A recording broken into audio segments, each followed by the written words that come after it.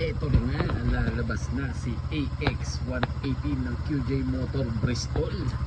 Ayan mga tol, tingnan natin kung ano bang meron dito sa motor na to. Ayan, ABS channel.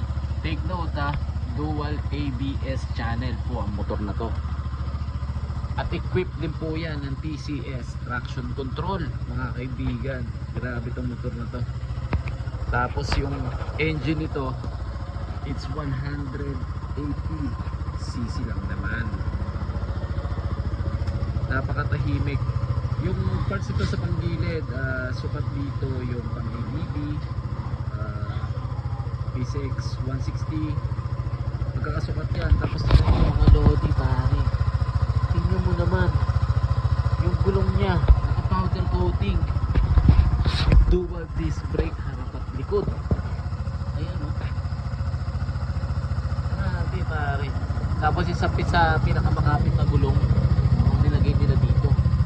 Ayan o, CST tire pare, grabe.